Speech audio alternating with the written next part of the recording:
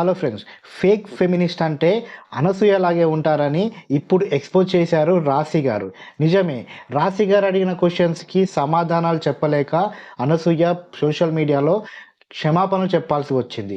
అసలు ఏం అడిగారు రాశి గారు అండ్ అనసూయ ఎలా ఎక్స్పోజ్ అయింది? అనసూయతో పాటు కొంతమంది పెద్ద పెద్ద నాయకులు బయటకు వచ్చి నీతులు మాట్లాడుతున్న వాళ్ళు ఎలా ఎక్స్పోజ్ అయ్యారన్న దాని గురించి మనం వీడియోలో మాట్లాడుకుందాం ఫ్రెండ్స్.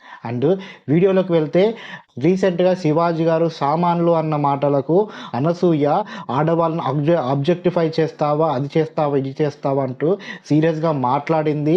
నేను ఆడవాళ్ళను ఉద్ధరిస్తానన్నట్టుగా ఎన్నో వాక్యాలు పలికింది.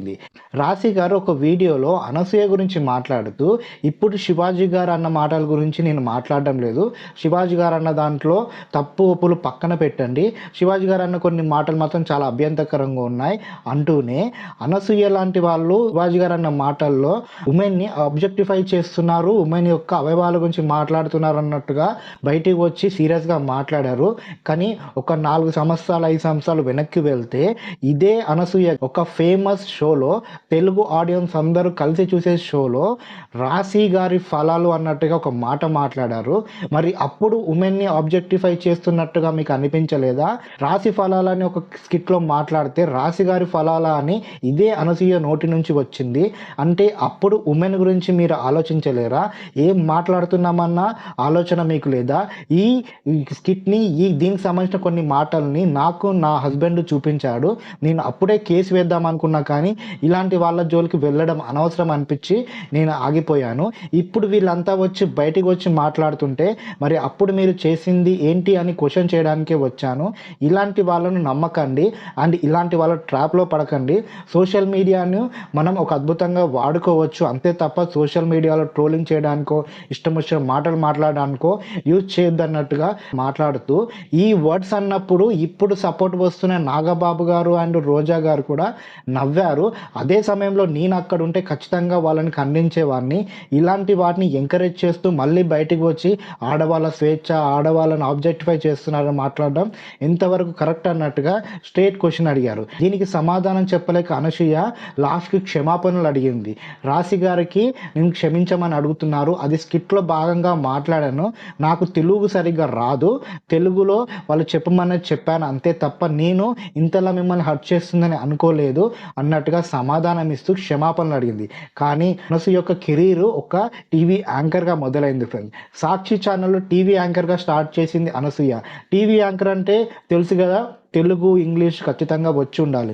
తెలుగు రాకపోతే ఒక తెలుగు న్యూస్ ఛానల్లో ఒక యాంకర్గా ఎలా జాయిన్ అవుతుంది అని చాలామంది క్వశ్చన్ చేస్తున్నారు. ఇక్కడ అనసూయ అబద్ధాలు ఆడుతుంది, తనను తాను కవర్ చేసుకుంటుంది అన్నట్టుగా చాలామంది అడుగుతున్నారు డైరెక్ట్గా. అండ్ నిజంగానే ఫ్రెండ్స్, ఈ జబర్దస్త్ షోలో ఇంతకన్నా దారుణంగా ఉమెన్ని ఆబ్జెక్టిఫై చేస్తూ హేళన చేస్తూ మాట్లాడతారు, ఎఫ్ఐఆర్లు పెట్టుకుంటారు అన్నట్టుగా మాట్లాడతారు. వాడితో లేచిపోద్ది, వీడితో లేచిపోద్ది, నీ పెళ్ళాం నా పెళ్ళాం అన్నట్టుగా ఇష్టం వచ్చినట్టుగా ఈ స్కిట్ల రూపంలో ప్రజలను నవ్వించడానికంటూ వల్గారిటీని ఎంతో చూపించి ఈ జబర్దస్త్ షోలో పనిచేసిన అనసూయ లాంటి వాళ్ళు, నాగబాబు లాంటి వాళ్ళు, రోజా లాంటి వాళ్ళు ఇప్పుడు బయటికి వచ్చి ఆడవాళ్ళ గురించి పోరాడతాం, ఆడవాళ్ళ స్వేచ్ఛ గురించి పోరాడతాం అని మాట్లాడడం కరెక్ట్ అంటారా? అండ్ ఈ జబర్దస్త్ షోలో ఒక్క ఆడవాళ్ళనే కాదు, మనిషి యొక్క కలర్ని వీళ్ళు క్రిటిసైజ్ చేస్తారు, మనిషి హైట్ను క్రిటిసైజ్ చేస్తారు, బట్టతల పొట్ట అంటూ కామెడీ అనేది మనిషి యొక్క బాడీ పైనే కేంద్రీకృతమై ఉంచుతుంది. వీళ్ళు చూపిస్తుంటారన్నమాట, ఎక్కడ నవ్వుకోదగ్గ కామెడీ ఉండదు. కానీ దీనికి మన ప్రజలు అలవాటు పడిపోయారు. మన ప్రజలకి బూతు అనేది చాలా ఇష్టం, అందుకే ఇలాంటి బూతు షోలకి వాళ్ళు సపోర్ట్గా ఉన్నారు, పెద్ద హిట్ కూడా చేశారు. ఈ షో నుంచి బయటకు వచ్చిన వీళ్ళు ఇప్పుడు ఉమెన్ గురించి మాట్లాడడం, ఉమెన్ని ఆబ్జెక్టిఫై చేయొద్దని మాట్లాడడం నిజంగా ఒక కైండ్ ఆఫ్ జోక్లా ఉంది కదా. అవును ఫ్రెండ్స్, అదే ఇప్పుడు సోషల్ మీడియాలో ప్రతి ఒక్కరు అంటున్నారు. అండ్ నాగబాబు గారిని, రోజా గారిని కూడా క్వశ్చన్ చేస్తున్నారు, అలాంటిప్పుడు మీరు ఎందుకు వాళ్ళని సపోర్ట్ చేశారన్నట్టుగా అడుగుతున్నారు. మీకు నిజం చెప్పాలి ఫ్రెండ్స్, ఇప్పుడు నీతులు చెప్పే ప్రతి ఒక్కరూ ఒకప్పుడు తప్పులు చేసి వచ్చిన వాళ్ళే. అంటే ఎదిగే వరకు వాళ్ళకు తప్పు చేస్తున్నామని గుర్తుండరు, ఎదిగాక వాళ్ళు ఒక ఫేమస్ అయ్యాక అప్పుడు వాళ్ళు నీతులు మాట్లాడడం మొదలు పెడతారనమాట. అంటే వాళ్ళు పుట్టుకతోటే నీతిమంతులు కాదనమాట, మధ్యలో వచ్చిన నీతే ఇది. దేని గురించి మాట్లాడితే మనం ఫేమస్ అవుతాం, దేని గురించి మాట్లాడితే మనకు పాపులారిటీ వస్తుంది అన్నది ఆలోచించుకొని మాట్లాడే మనుషులు వీళ్ళంతా ఫేక్ ఫెమినిస్టులు ఫ్రెండ్స్. ఇలాంటి వాళ్ళని మన ఇంట్లో ఆడవాళ్ళు సపోర్ట్ చేస్తే ఖచ్చితంగా ఖండించాలి. ఫెమినిజం అంటే ఇది కాదని చెప్పాలి. ఆడవాళ్ళ అభ్యుదయం కోసం పోరాడే వాళ్ళని సపోర్ట్ చేయమని చెప్పాలి. బట్టలు వేసుకోవడంలో కాదు, ఇష్టం వచ్చినట్టు తిరగడంలో కాదు, ఏదైనా సాధించినప్పుడే ఆడవాళ్లకు పేరు వస్తుంది. ఏదైనా సాధించడానికి నువ్వేం చేసినా పర్లేదు. మన దేశంలో స్పోర్ట్స్లో ఆడవాళ్ళు ఎంతో ముందున్నారు. అండ్ ఎడ్యుకేషన్ విషయంలో చాలా రంగాల్లో చాలా మంది ఆడవాళ్ళు ముందుండి నడుస్తున్నారు. వాళ్ళని ఆదర్శంగా తీసుకోండి. అంతే తప్ప ఇలాంటి ఫేక్ ఫెమినిస్ట్ని ఆదర్శంగా తీసుకోవద్దంటూ మాట్లాడుతున్నారు చాలామంది. అసలు ఈ అనసూయ ఇష్యూ గురించి మీరేమంటారు ఫ్రెండ్స్? రాశి గారి విషయంలో కవర్ చేస్తుందా ఈ తినను ఫేక్ ఫెమినిస్ట్ అంటారా, లేకపోతే నిజంగానే ఆడవాళ్ళ గురించి పోరాడుతుంది అంటారా?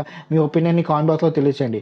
అండ్ మొదటిసారిగా మా ఛానల్కి వస్తే ప్లీజ్ మా ఛానల్ని సబ్స్క్రైబ్ చేసుకోండి. మాకు మీ సపోర్ట్ ఇస్తూనే ఉండండి. Thank you friends.